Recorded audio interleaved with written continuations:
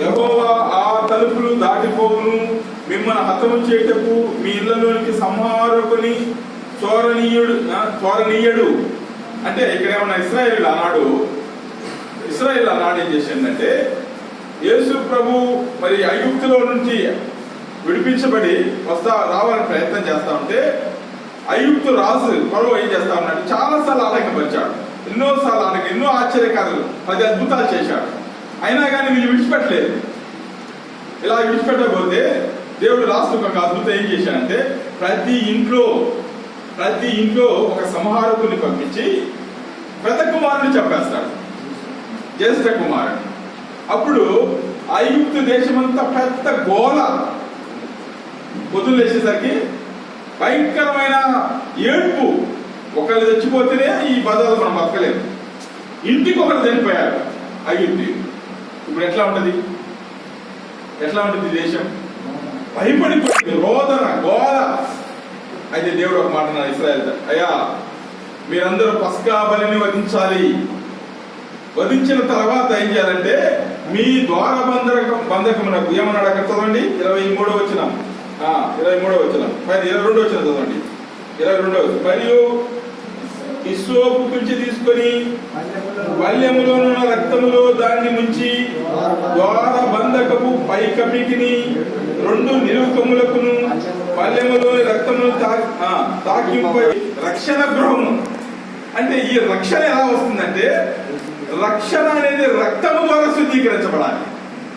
యేసుక్రీస్తు ప్రభువు వారు మనందరి కోసం పస్కా బలిగా వధించబడ్డాడు.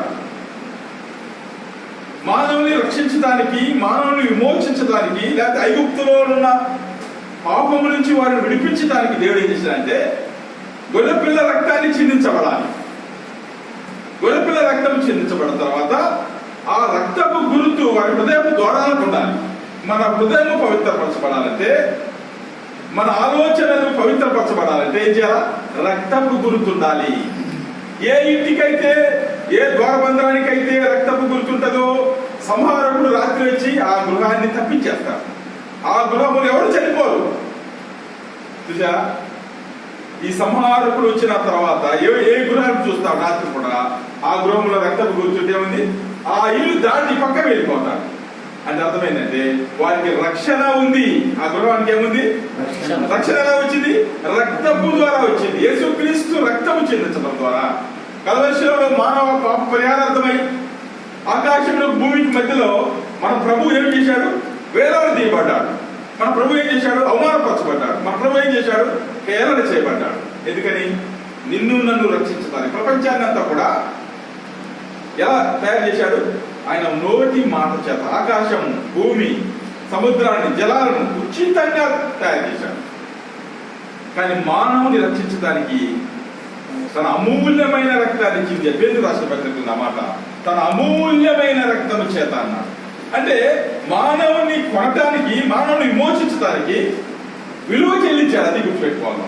ప్రపంచాన్ని, లోయలు, ఆకాశాన్ని, భూమిని, నక్షత్రాలన్నింటినీ ఉచితంగా చేశాడు. ఏమేమైపోతాయి అని కూడా చుట్టూ బయటికి వేస్తాడు అంతే. ఈసారి కొత్త ఆకాశం, కొత్త భూమి వస్తుంది. ఇవన్నీ కూడా ఉచితంగా. ఇప్పుడు పేపర్లు ఉన్నాయి, దొంగవాడు వచ్చాడు, ఇక్కడ పేపర్ కట్లా ఉన్నాయి, బంగారం ఉంది లోపల, ఈ బంగారం తీసుకుపోతారు, దాన్ని తీసుకుపోతారు.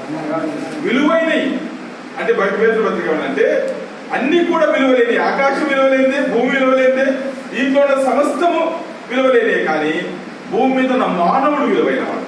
అందుకని విలువైన మానవుడిని రక్షించడానికి ఏం చేశాడు? విలువైన రక్తాన్ని ఇచ్చింది, అమూల్యమైన రక్తం అన్నాడు. చూసారా, యేసు ప్రభువును మనం రక్షించడానికి ఏం చేశాడు? తన అమూల్యమైన రక్తాన్ని చిందించాడు. ఎవరైతే ఈ రక్తాన్ని ఆశ్రయిస్తారో సంహారకుని చేతిలో నుంచి చావు తప్పించుకుంటాం.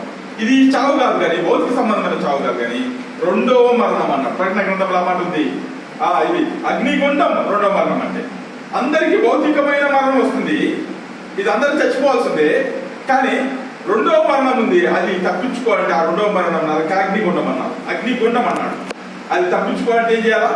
మన హృదయానికి రక్తపు కొడుతుండాలి.